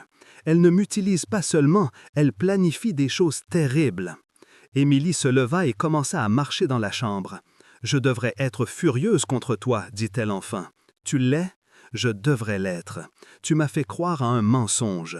Tu m'as fait tomber amoureuse de... » Elle s'arrêta abruptement, réalisant ce qu'elle avait dit. « De moi ?» demanda Antoine doucement. Émilie ferma les yeux. « Ce n'était pas censé arriver. Je suis ton infirmière. Tu es engagée. » « Émilie, regarde-moi. » Elle le regarda, et Antoine vit des larmes dans ses yeux. « Moi aussi je suis tombé amoureux de toi, complètement, follement. Antoine, c'est de la folie. Ta vie est un mensonge. Tu vas te marier dans 2 jours. Je ne vais pas l'épouser. Je ne pourrai jamais l'épouser après ce que j'ai découvert. Alors que vas-tu faire? Je vais l'exposer publiquement au mariage même. » Émilie le regarda avec un mélange d'admiration et d'inquiétude. « C'est très risqué et cruel. » « Elle le mérite, Émilie. Tu as entendu ce qu'elle a dit sur moi? Elle planifie de m'éliminer après le mariage. Je sais, j'ai entendu. C'est effrayant. Antoine lui tendit la main. Émilie, je sais que j'ai commencé tout ça avec un mensonge, mais ce que je ressens pour toi est la seule chose vraie qui me soit arrivée ces derniers mois. Émilie hésita, mais prit sa main. Antoine, même si tu exposes Sophie, même si tu annules le mariage, on ne peut pas être ensemble. Pourquoi? Parce qu'on est de mondes différents. Tu es entrepreneur, je suis une infirmière au chômage qui s'occupe de sa mère malade. Antoine faillit rire. Si elle savait à quel point leur monde était différent vraiment, ça n'importe pas pour moi. Ça importe pour moi. Je ne veux pas être vue comme l'infirmière qui a séduit son patron vulnérable. Tu ne m'as pas séduit, tu m'as sauvé. Sauvé, Émilie. J'allais me marier avec une femme qui ne m'aimait pas, qui me voyait juste comme une source d'argent. Tu m'as montré ce qu'est l'amour vrai. Tu m'as aimé quand tu pensais que j'étais limité, dépendant. Tu m'as traité avec dignité quand tous les autres me traitaient avec pitié. Des larmes coulaient sur le visage d'Émilie. Antoine, je ne sais pas quoi faire. Mon cœur dit une chose, ma raison une autre. Écoute ton cœur, s'il te plaît. Elle s'approcha de lui sur le lit. Si je fais ça, si je me livre à ce sentiment, tu promets de ne pas me blesser? Je promets de passer le reste de ma vie à essayer de te rendre heureuse. Émilie se pencha et embrassa Antoine pour la première fois. Ce fut un baiser doux, plein d'émotions contenues, d'amour vrai qui trouvait enfin expression. Quand ils se séparèrent, elle dit « Alors on est dans ça ensemble. Tu vas exposer Sophie et je serai à tes côtés. Tu es sûr? Oui. Cette femme est dangereuse et tu ne mérites pas d'être traité comme elle te traite. » Antoine tint son visage entre ses mains. « Émilie, après que tout ça soit fini, après que je me sois débarrassé de Sophie, tu resteras avec moi? Je resterai, si tu me veux vraiment. Je te veux plus que tout au monde. » Ils passèrent le reste de la nuit à discuter, à planifier comment exposer Sophie, mais surtout à se découvrir l'un l'autre. Pour la première fois de sa vie, Antoine vivait l'amour inconditionnel, et c'était plus merveilleux qu'il ne l'avait jamais imaginé. Le vendredi, veille du mariage, la tension dans la maison était palpable. Sophie arriva tôt, agitée et exigeante. « Antoine, j'ai besoin que tu signes quelques papiers, dit-elle, en posant un dossier sur la table. « Quels papiers ? Des documents du notaire, dernière formalité avant le mariage. » Antoine feuilleta les papiers et nota qu'entre eux il y avait une procuration donnant à Sophie des pouvoirs totaux sur ses biens en cas d'incapacité mentale ou physique. « Sophie, pourquoi j'ai besoin de signer une procuration ? » « C'est le protocole, chérie, pour si tu as une complication de santé, je puisse prendre des décisions rapidement. » Antoine regarda Émilie, qui observait la scène avec une expression inquiète. « Je ne pense pas que ce soit nécessaire. Antoine, ne sois pas têtu, c'est pour ton bien. » « Ton bien ou le tien ?» Sophie devint visiblement irritée. « Que insinues-tu ? » ?»« Rien, je trouve juste précipité de signer ça maintenant. »« Précipité ? Antoine, on se marie demain, quand serait le bon moment ?» Émilie s'approcha. « Puis-je suggérais que vous discutiez ça après le mariage. Aujourd'hui devrait être un jour de célébration, pas de paperasse légale. » Sophie lança un regard venimeux à Émilie. « Personne ne t'a demandé ton avis. » « Sophie, pas besoin d'être rude, dit Antoine. Rude, je suis pratique. Je suis fatigué de cette infirmière qui se mêle d'affaires qui ne la regardent pas. Quelles affaires? Tout. Elle opine sur notre relation, sur nos plans, sur nos documents. Et quel est son rôle ici? Exactement. Antoine et Émilie échangèrent un regard. C'était la perche parfaite. Son rôle, dit Antoine calmement, est de s'occuper de quelqu'un qu'elle aime vraiment. Sophie fut confuse. Comment ça? Antoine, je sais tout. C'est quoi? Je sais pour Julien, je sais pour tes plans après le mariage, je sais que tu ne m'aimes pas et que tu n'as jamais aimé. Le visage de Sophie pâlit. Antoine, de quoi parles-tu? Je parle des conversations que tu as eues avec lui ici même. Je parle de tes commentaires sur mon espérance de vie. Sophie regarda rapidement Émilie, comme si elle calculait si elle était une menace. Tu délires, l'accident a affecté ton esprit. Mon esprit est parfait et j'ai des enregistrements pour le prouver. Le silence dans la salle fut absolu. « Des enregistrements ?» demanda Sophie, la voix presque un murmure. « De tout. De tes conversations téléphoniques, de tes rencontres avec Julien, de tes plans pour m'éliminer. » Sophie tenta une dernière carte. « Antoine, tu n'es pas bien, tu es confus, paranoïaque, tu as besoin d'aide médicale. » La seule chose dont j'ai besoin est de me débarrasser de toi. » Sophie regarda d'Antoine à Émilie, comprenant enfin la situation. « Ah, je vois. L'infirmierette a réussi à te retourner la tête, hein? Tu annules notre mariage pour une employée ?»« Je n'annule rien, » dit Antoine avec un sourire froid. « Le mariage aura lieu normalement demain. » « Et comment ça? Tu le découvriras demain devant tous les invités. » Sophie pâlit. « Antoine, qu'est-ce que tu planifies? » « Je planifie de te donner exactement ce que tu mérites, publiquement. Tu ne peux pas me faire ça. Si, je peux et je vais. Tu as eu 2 semaines pour montrer qui tu es vraiment. Maintenant, c'est mon tour. » Sophie sortit de la maison en claquant la porte, hurlant des menaces. Après son départ, Émilie s'approcha d'Antoine. « Tu es sûr de vouloir faire ça ? » « Absolument sûr. Elle doit payer pour ce qu'elle a fait, pour ce qu'elle planifiait. Et après, qu'est-ce qui arrivera à nous ?» Antoine prit sa main. « Après, on sera heureux. Pour la première fois de ma vie, je vais être vraiment heureux. » « Antoine, il y a une chose que tu ne m'as pas encore dite, hein ? » « Oui, qui je suis vraiment, ma vraie situation financière. » Antoine sourit. « Demain, tu découvriras tout. J'espère que quand tu sauras, tu me voudras encore. » « Antoine, je t'aime pour l'homme que tu es, peu importe ce que tu as ou pas.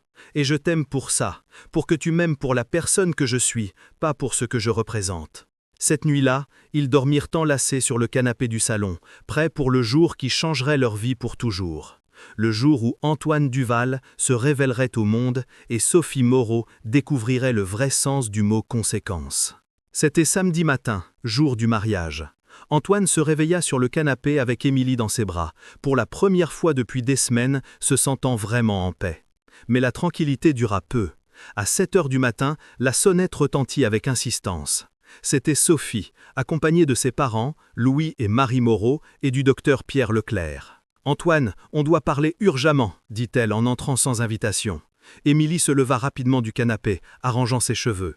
La situation était embarrassante. « Émilie, tu peux nous laisser ?» demanda Louis Moreau sèchement. « En fait, elle reste, » dit Antoine. « Tout ce que vous avez à dire, vous pouvez le dire devant elle. » Le docteur Pierre s'approcha d'Antoine avec une expression inquiète. « Antoine, Sophie m'a dit que tu as des épisodes, des hallucinations, de la paranoïa. »« Comme c'est pratique, » répondit Antoine froidement. « Mon fils, » dit Marie Moreau, « nous savons que des accidents comme le tien peuvent causer des altérations psychologiques. C'est normal, ça arrive à beaucoup. » Antoine perçut immédiatement la stratégie. Sophie avait raconté à ses parents et au docteur Pierre qu'il avait des problèmes mentaux dus au trova. Elle essayait de discréditer tout ce qu'il pourrait dire sur elle. « Docteur Pierre, » dit Antoine calmement, « pouvez-vous expliquer aux parents de Sophie comment vous avez confirmé ma lésion médulaire ?» Le médecin devint visiblement mal à l'aise. « Antoine, je ne comprends pas où tu veux en venir. Je veux que vous expliquiez les examens que vous avez faits, les procédures suivies. Antoine, tu es confus, tes examens ont tous été faits à l'hôpital. Intéressant, parce que j'ai ici l'enregistrement de notre conversation quand vous avez accepté 200 000 € pour falsifier mon diagnostic. » Antoine prit son téléphone et commença à jouer l'audio. La voix du docteur Pierre était ininconfondable. « 200 000 €, 50 maintenant, 50 quand vous émettez le rapport. » Le silence dans la salle fut absolu.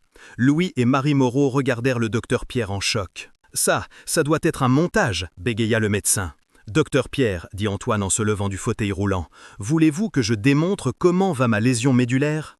Le médecin pâlit quand il vit Antoine debout, marchant normalement dans la pièce. « Mon Dieu !» murmura Marie Moreau. « Antoine, tu peux marcher ?»« Je l'ai toujours pu. Je n'ai jamais eu de lésion. » Louis Moreau se tourna vers sa fille. « Sophie, qu'est-ce qui se passe ici ?»« Papa, Antoine est fou. Il a inventé cette histoire dingue. »« Inventé ?» Antoine interrompit. « Sophie, veux-tu que je joue l'enregistrement de ta conversation téléphonique avec Chloé, celle où tu dis que tu es avec moi juste pour l'argent ?» Sophie devint désespérée. « Antoine, s'il te plaît, ne fais pas ça. Ou préfères-tu que je joue l'enregistrement de jeudi soir, quand toi et Julien discutiez de mon espérance de vie réduite ?» Louis et Marie se regardèrent en horreur.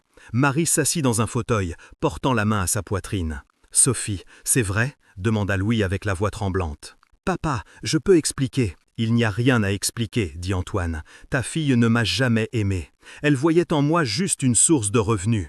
Et quand j'ai feint d'être paraplégique, elle a commencé à planifier comment se débarrasser de moi après le mariage, pour hériter de mes biens. » Le docteur Pierre essaya de sortir discrètement, mais Antoine y arrêta. « Docteur, vous restez ici jusqu'à ce que je décide quoi faire de votre participation à cette comédie. Antoine, je peux rendre l'argent. Vous pouvez, mais vous perdrez aussi votre licence médicale. J'ai toutes les preuves de votre corruption. Marie Moreau commença à pleurer. Sophie, ma fille, comment as-tu pu faire une chose pareille? Maman, vous ne comprenez pas, il m'a trompé aussi. Il a faim d'être paraplégique pour découvrir ton vrai caractère, répondit Antoine, et il a découvert bien plus que prévu. Louis s'approcha d'Antoine. Quel genre d'homme es-tu pour créer une mise en scène si élaborée? Le genre d'homme qui ne veut pas être trompé pour le reste de sa vie. Le genre d'homme qui veut s'assurer que la personne qu'il épouse l'aime vraiment. Émilie, qui avait assisté à tout en silence, s'approcha d'Antoine. « Et tu l'as découverte » demanda Marie, regardant Émilie. « Oui, dit Antoine en prenant la main d'Émilie. J'ai découvert ce qu'est l'amour vrai. » Après que la famille Moreau et le docteur Pierre soient partis en chaos total, Antoine et Émilie restèrent seuls. Le silence dans la maison était lourd. « Alors, dit Émilie enfin, pas de mariage aujourd'hui ? » « Pas de cette façon, non. » Émilie marcha jusqu'à la fenêtre, regardant la rue. « Antoine, j'ai besoin de te poser une question et je veux une réponse honnête. Vas-y. Qui es-tu vraiment ?» Antoine sut que l'heure de la vérité complète était arrivée. « Que veux-tu dire? Tu as de l'argent pour corrompre des médecins, pour engager des enquêteurs, pour toute cette mise en scène. Cette maison, bien que tu dises qu'elle est plus petite que l'autre, est luxueuse. Tu n'es pas juste un entrepreneur, hein ?» Antoine respira profondément. « Non, je ne le suis pas. Alors raconte-moi tout. Mon nom complet est Antoine Duval. Je suis l'héritier et PDG de Duval Enterprises. » Émilie se tourna vers lui surprise. « Duval Enterprises? Le conglomérat? Oui. Antoine, tu es milliardaire? Oui. » Émilie s'assit sur le canapé, traitant l'information. « Pourquoi ne me l'as-tu pas dit avant? Pour la même raison que j'ai faim d'être paraplégique, je voulais m'assurer que tu m'aimais pour qui je suis, pas pour ce que j'ai. Et tu pensais que je resterais avec toi pour l'argent? Je ne savais pas. Je n'avais jamais rencontré quelqu'un comme toi avant. Toutes les femmes que je connaissais étaient intéressées par ma fortune. » Émilie resta silencieuse un long moment. « Émilie, ça change quelque chose entre nous? Ça change tout, Antoine. » Son cœur chuta. « Change comment? Je suis infirmière, tu es milliardaire. Je vis dans une petite maison avec ma mère, tu as des villas. J'utilise les transports en commun, tu as un chauffeur privé. Rien de tout ça n'importe pour moi, mais ça importe pour le monde. Les gens diront que je suis intéressé, que je me suis servi de ta vulnérabilité. » Antoine s'agenouilla devant elle. « Émilie, tu me connais, tu sais qui je suis à l'intérieur, c'est ça qui compte. » Antoine, je t'aime profondément, mais cette différence sociale, ce n'est pas juste de l'argent, c'est du pouvoir, de l'influence, des responsabilités que je ne comprends pas, c'est un monde dont je ne fais pas partie. Antoine prit son visage entre ses mains. Tu en ferais partie, si tu veux, à mes côtés, comme mon égal. Ton égal, Antoine, sois réaliste. Je suis réaliste. Tu as quelque chose qu'aucune femme riche que j'ai connue n'a jamais eu.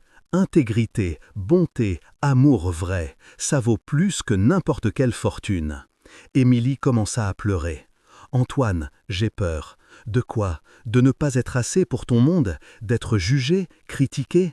De te lasser de moi quand la nouveauté passera? Émilie, écoute-moi bien. J'ai passé 2 ans avec une femme de mon monde, riche, éduquée, socialement acceptée, et elle a failli me détruire. Toi, en 2 semaines, tu m'as montré ce qu'est le bonheur réel. Mais les gens, que fichent les gens? Émilie, j'ai passé toute ma vie à faire ce que les autres attendaient de moi. Cette fois, je vais faire ce que mon cœur me dit. Et si ça tourne mal, ça ne tournera pas mal, parce que c'est basé sur l'amour vrai. » Émilie le regarda dans les yeux. « Tu es sûr de me vouloir, même en sachant que je vais te faire paraître ordinaire aux yeux de l'élite ?» Antoine rit. « Émilie, tu vas me faire paraître l'homme le plus chanceux du monde, parce que je serai marié à la seule personne qui m'a aimé quand elle pensait que je n'avais rien à offrir. » Marié? Antoine se leva et alla dans la chambre. Il revint avec une petite boîte en velours. « Émilie Laurent, acceptes-tu de m'épouser ?» Elle regarda la bague, un solitaire simple mais élégant, et pleura plus fort. « Antoine, c'est de la folie. »« Oui. Et tu acceptes ?» Émilie le regarda, l'homme dont elle était tombée amoureuse quand il feignait d'être un entrepreneur ordinaire en fauteuil roulant, et prit la décision la plus importante de sa vie. J'accepte. 2 heures plus tard, tandis qu'Antoine et Émilie célébraient leur fiançailles avec un déjeuner simple, la sonnette retentit à nouveau. C'était Sophie, mais cette fois seule et avec une expression déterminée et cruelle. « On doit parler », dit-elle en entrant sans invitation. « On n'a plus rien à se dire, Sophie. »« Si, on a. Combien tu vas me payer pour que je garde la bouche fermée ?» Antoine et Émilie se regardèrent. « Comment ça? Tu as cru que tu pouvais m'humilier devant mes parents et t'en tirer comme ça? Que j'allais accepter d'être jetée sans rien? Sophie, tu as essayé de m'utiliser, de me tromper et même planifié de m'éliminer. C'est toi qui devrais t'inquiéter d'une exposition. Ah ouais? Et comment penses-tu que ta réputation va finir quand je raconterai à toute la haute société parisienne qu'Antoine Duval a feint d'être paraplégique pour tester sa fiancée? Que tu es un menteur, manipulateur qui a trompé famille et amis? Antoine sentit un serrement au cœur. Elle avait raison. Sa réputation serait tachée. Et plus, continua Sophie en regardant Émilie, quand je raconterai que tu t'es fait séduire par l'infirmière que tu as engagée, que tu as abandonné ta fiancée de famille traditionnelle pour l'employé intéressé. Émilie n'est pas intéressée, dit Antoine fermement. Pas? Alors pourquoi elle n'a accepté de rester avec toi qu'après avoir découvert que tu es milliardaire? Émilie se leva. Ce n'est pas vrai, hein? Alors, pourquoi vous n'avez pas assumé la relation quand il feignait encore d'être un invalide de classe moyenne? Antoine vit le doute passer sur le visage d'Émilie. Sophie était diabolique, semant des graines d'insécurité. « Émilie, dit-il, n'écoute pas. Pourquoi Antoine? Elle a tort. Tu m'as demandé en mariage avant ou après avoir révélé ta fortune. » Son silence fut réponse suffisante. « Tu vois, dit Sophie avec satisfaction, l'infirmiérette est aussi intéressée, mais plus maligne que moi. Ce n'est pas vrai, cria Émilie. Je t'aimais avant de savoir. Tu aimais l'homme paraplégique et pauvre ou l'homme riche qui feignait d'être paraplégique? Émilie resta sans réponse, la confusion évidente sur son visage. Sophie sourit malicieusement. Alors, Antoine, combien vaut ma discrétion? 5 millions? 10? Tu me fais du chantage? Je facture pour les dommages moraux que j'ai subis avec ta comédie. Antoine s'approcha de Sophie, la voix basse et menaçante. Sophie, si tu essayes de me chanter, je vais détruire ta vie complètement. J'ai des enregistrements de toi planifiant mon meurtre. Je peux te faire emprisonner pour tentative d'homicide et je peux te faire devenir la risée de la société parisienne. Voyons qui a le plus à perdre. Émilie, qui avait assisté aux confrontations en silence, parla enfin. « Arrêtez, arrêtez ça !» Elle s'adressa à Sophie. « Tu veux de l'argent? Alors dis combien, mais après sors de sa vie pour toujours. » Émilie, non, dit Antoine. Non, Antoine, elle a raison sur une chose. Ta réputation vaut plus que n'importe quelle somme et je ne serai pas responsable de détruire ta vie. Sophie sourit victorieusement. 10 millions, et vous ne m'embêterez plus jamais. Marché conclu, dit Émilie avant qu'Antoine puisse protester. Super, je veux l'argent d'ici lundi. Après le départ de Sophie, Antoine se tourna vers Émilie. Pourquoi as-tu fait ça? Parce que je t'aime et je ne laisserai pas ta vie être détruite par ma faute. Émilie, ce n'est pas par ta faute, c'est par sa malveillance. Antoine, elle n'a pas complètement tort. Je n'ai vraiment accepté de t'épouser qu'après avoir su pour ta fortune. Mais pas à cause de la fortune. Comment peux-tu en être sûr? Comment puis-je en être sûr? Antoine vit que Sophie avait réussi à planter le doute qu'elle voulait, et ça faisait plus mal que n'importe quel chantage. Cette nuit-là, Antoine et Émilie dînèrent en silence. L'atmosphère entre eux avait complètement changé depuis la visite de Sophie. « Émilie, tu doutes de tes sentiments pour moi ?» Elle soupira. « Antoine, je suis confuse. Quand je pensais que tu étais un entrepreneur de classe moyenne en fauteuil roulant, je suis tombée amoureuse. Quand j'ai découvert que tu pouvais marcher, j'ai continué à être amoureuse. Mais maintenant, sachant que tu es milliardaire, qu'est-ce qui a changé ? Tout, la dynamique entre nous, les perspectives, le futur. Je ne sais plus si mes sentiments sont authentiques ou si je suis inconsciemment influencé par la sécurité financière que tu représentes. » Antoine posa sa fourchette sur l'assiette. « Émilie, faisons un test. » « Quel genre de test? Je vais transférer 10 millions sur ton compte demain. Si tu restes avec moi après ça, je saurai que tu es intéressé. Si tu refuses l'argent, je saurai que tu m'aimes vraiment. » Antoine, c'est ridicule. Oui, c'est exactement le type de test que j'ai fait avec Sophie, sauf que cette fois avec des résultats opposés. Émilie se leva de table. Tu sais quoi? J'en ai marre des tests. J'en ai marre d'avoir à prouver mon amour. Émilie, non. Antoine. Tu as testé, Sophie? Maintenant, tu veux me tester. Quand vas-tu arrêter de douter des gens? Je ne doute pas de toi. Si, tu doutes. Si tu ne doutais pas, tu n'aurais pas besoin de test. Antoine réalisa qu'il avait commis une erreur. Tu as raison, c'était une idée stupide. Antoine, je pars. Comment ça? Je démissionne, je sors de ta vie. Je te laisse résoudre tes problèmes avec Sophie seule. Émilie, ne fais pas ça, s'il te plaît. J'ai besoin de temps pour réfléchir, pour comprendre mes propres sentiments, sans la pression de toute cette situation. Et si tu décides que tu ne m'aimes pas? Émilie le regarda avec des larmes aux yeux. Alors, au moins, on saura la vérité. Et si tu décides que tu m'aimes? Alors, on revient au problème original. On est de mondes différents. Antoine s'approcha d'elle. Émilie, ne pars pas. Résolvons ça ensemble. Antoine, j'ai besoin de résoudre ça avec moi-même d'abord. J'ai besoin d'être sûr que n'importe quelle décision que je prends sera basée sur l'amour vrai, pas sur la convenance ou la sécurité. Et pour ce que je ressens pour toi, tu as aussi besoin d'être sûr. Tu as besoin de savoir si tu me veux pour ce que je suis, ou parce que je représente une alternative pure à la cruauté de Sophie. Antoine savait qu'elle avait raison, mais l'idée de la perdre l'effrayait. Combien de temps as-tu besoin? Je ne sais pas. Peut-être quelques semaines, peut-être des mois. Et si Sophie tient sa menace, si elle expose toute la comédie, alors tu affronteras les conséquences de tes choix comme un vrai homme. Cette nuit-là, Émilie fit ses valises. Antoine l'observa en silence, sentant comme si son monde s'effondrait à nouveau. « Émilie, dit-il, quand elle fut prête à partir, merci. Pourquoi? Pour m'avoir montré ce qu'est l'amour vrai, même si c'est juste pour quelques semaines.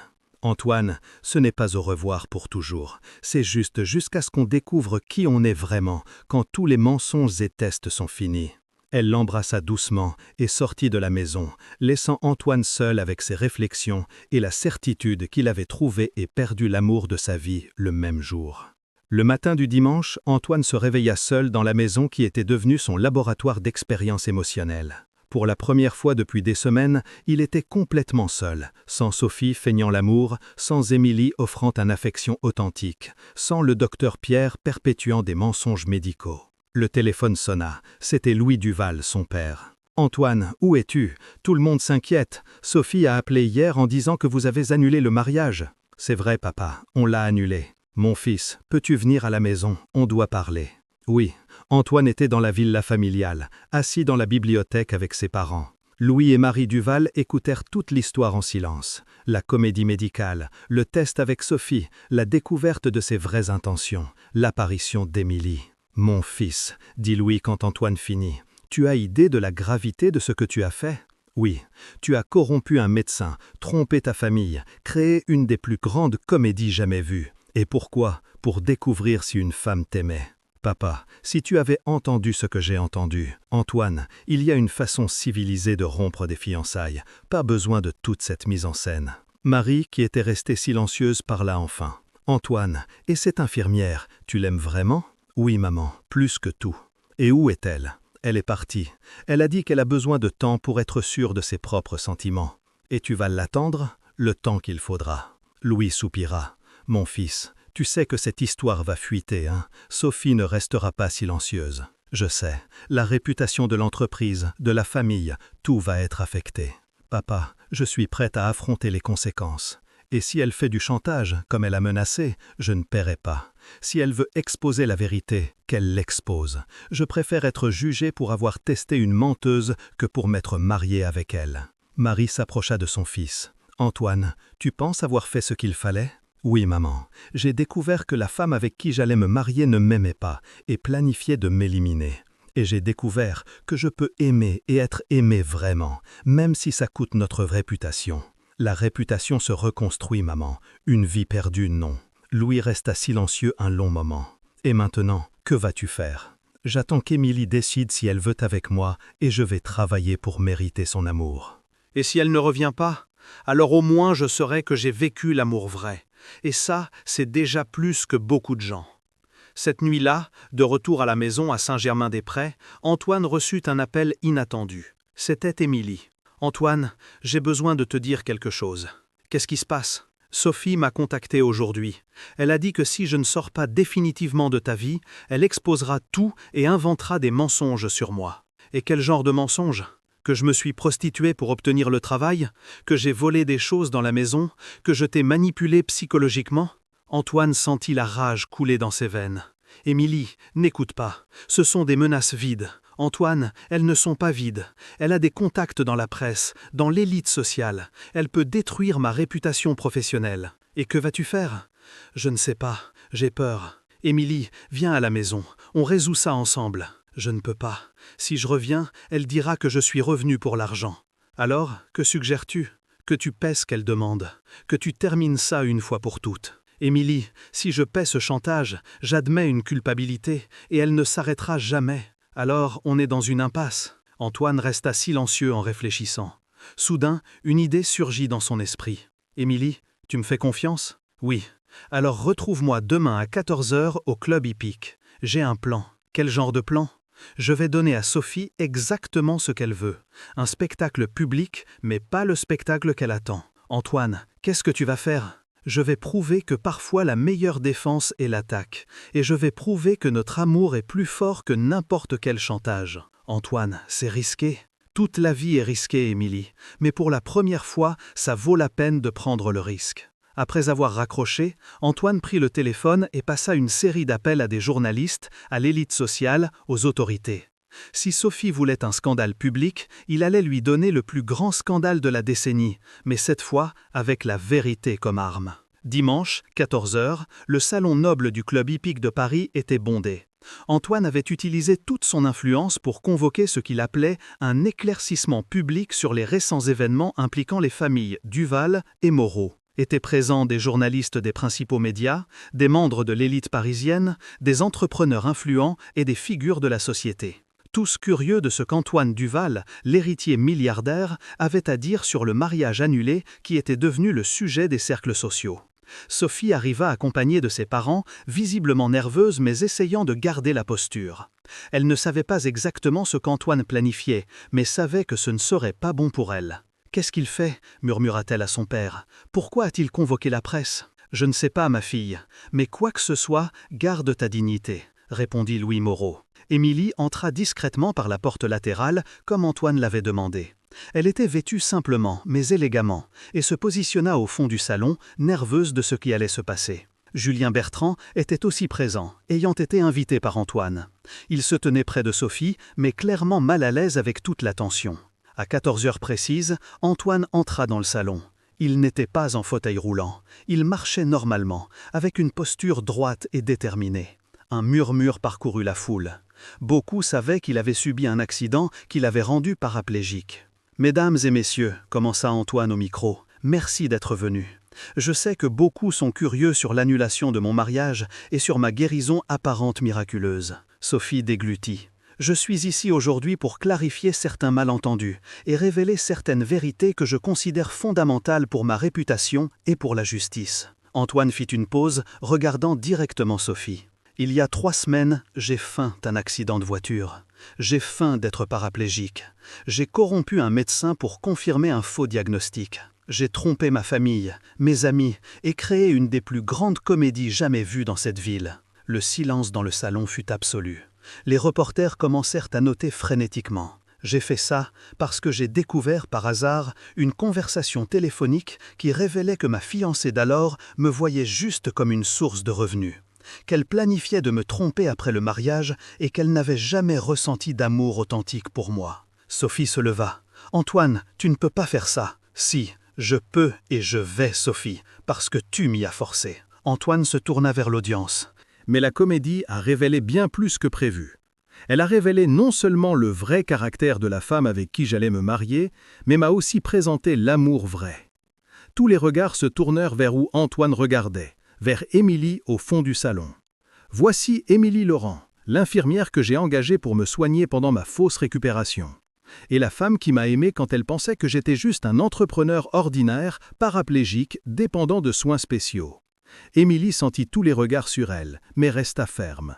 Aujourd'hui, je suis ici pour exposer toute la vérité sur ma comédie, sur les vraies intentions de Sophie Moreau et sur l'amour que j'ai trouvé au lieu le plus inattendu. Antoine s'approcha d'un écran préparé sur le côté du salon.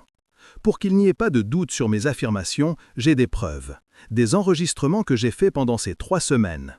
Le premier enregistrement commença à jouer. C'était la voix de Sophie au téléphone avec Chloé. « Oh, Chloé, tu n'imagines pas comme je suis fatigué de toute cette comédie. Antoine est si ennuyeux, tu sais. Il parle sans arrêt des affaires, des employés, de ces choses sérieuses. Mais dans 2 semaines je me marie, et voilà, mission accomplie. » Un murmure de choc parcourut le salon. Sophie pâlit. « Après le mariage, je vais bien m'amuser, hein. J'ai déjà quelques candidats en tête. » Antoine ne se doutera de rien. Un homme amoureux est aveugle de toute façon. Les parents de Sophie baissèrent la tête en honte. « Cette conversation, dit Antoine, est ce qui m'a poussé à créer toute la comédie. Mais il n'y en a plus. » Le deuxième enregistrement commença. C'était la conversation entre Sophie et Julien la nuit de jeudi. « Sophie, tu es sûre qu'il ne découvrira jamais. » Julien, l'homme arrive à peine à aller aux toilettes seul. Comment découvrirait-il quoi que ce soit? Julien essaya de sortir discrètement du salon, mais les sécurités qu'Antoine avait engagées l'en empêchèrent. Et s'il se rétablit, les médecins ont dit qu'il y a une possibilité. Il ne se rétablira pas. Et même s'il se rétablissait partiellement, il serait toujours un handicapé. Jamais l'homme qu'il était avant. La cruauté dans les mots de Sophie causa des exclamations d'indignation dans l'audience. Mais la partie la plus choquante était encore à venir. Julien, les hommes dans sa condition ont une espérance de vie réduite, des complications de santé, dépression, accidents domestiques. Ça arrive souvent. Sophie, tu parles sérieusement. Je parle de réalité médicale. Et si une complication arrive un peu plus tôt que naturellement, eh bien ce serait une bénédiction pour tout le monde, non? Le salon explosa. Journalistes sagittaires, gens se levèrent. Il y eut des exclamations d'horreur. « Comme vous pouvez le voir, dit Antoine en reprenant le contrôle, j'ai découvert que mon ex-fiancé ne m'aimait pas seulement pas, mais planifiait d'accélérer ma mort après le mariage pour hériter de mes biens. » Sophie se leva désespérément. « C'est hors contexte, j'avais bu, j'étais confuse. » Confuse au point de planifier mon meurtre. Je n'ai jamais planifié de meurtre. Vous déformez mes mots. Antoine se tourna vers Julien. « Monsieur Bertrand, voulez-vous commenter votre participation à ces conversations ?» Julien resta silencieux, clairement terrifié. « Parce que j'ai ici aussi les relevés bancaires montrant que Sophie a vendu des cadeaux que je lui avais donnés, utilisé ma carte de crédit pour financer des rencontres avec vous et même essayé de me faire signer une procuration qui lui donnerait le contrôle total sur mes biens. » Antoine montra les documents à l'écran. Tout ça pendant que je feignais d'être paraplégique, vulnérable, ayant besoin de soins, pendant qu'elle feignait de m'aimer et de me soigner. La réputation de Sophie était détruite publiquement devant l'élite parisienne et la presse nationale. Mais comme je l'ai dit précédemment, continua Antoine, cette expérience m'a aussi apporté quelque chose de merveilleux. Antoine fit signe à Émilie de s'approcher. Elle hésita un moment, mais marcha jusqu'à l'avant du salon. « Voici Émilie Laurent, dit-il en prenant sa main. Infirmière diplômée de la Sorbonne, professionnelle exemplaire qui a perdu son emploi pour avoir dénoncé une négligence médicale en faveur d'un patient âgé. » Sophie ne put se retenir. « Une employée? Il a échangé une femme de notre société pour une employée. » « Une employée, répondit Antoine calmement, qui a plus de classe, de dignité et de caractère que toute ta société réunie. » Il se tourna vers l'audience. « Émilie m'a soigné quand elle pensait que j'étais un entrepreneur de classe moyenne, paraplégique, sans perspective de récupération. Elle m'a traité avec affection, respect et dévotion authentique. Elle m'a fait me sentir humain quand tous autour me voyaient avec pitié. » Émilie était visiblement émue, mais gardait la posture. Elle m'a aimé pour l'homme que j'étais dans ma supposée limitation, pas pour le milliardaire que je suis en réalité. Quand elle a découvert ma comédie, elle a été blessée par le mensonge, mais a compris mes motifs. Et quand elle a découvert ma vraie situation financière, elle a été inquiète pour notre avenir, soucieuse d'être jugée par les autres. Antoine regarda directement certaines femmes de l'élite présentes. Émilie a quelque chose que beaucoup dans ce salon ont perdu depuis longtemps, l'humilité. Elle connaît la valeur du travail honnête, de l'amour inconditionnel, du caractère intègre. Sophie tenta un dernier assaut. « Et vous croyez que toute cette histoire romantique est réelle? Elle s'est évidemment servie de sa vulnérabilité. C'est une intéressée maligne. » Antoine sourit. « Intéressée? Émilie a refusé tous les cadeaux chers que j'ai essayé de lui donner. Elle utilisait son propre salaire pour acheter des médicaments pour sa mère diabétique. Quand elle a découvert ma fortune, elle a eu peur que les gens pensent exactement ça. » Il prit un document sur la table. En fait, Émilie est allée si loin pour prouver qu'elle n'est pas intéressée qu'elle a signé hier un document renonçant à tout droit sur mes biens, même si on se mariait. Émilie le regarda surprise.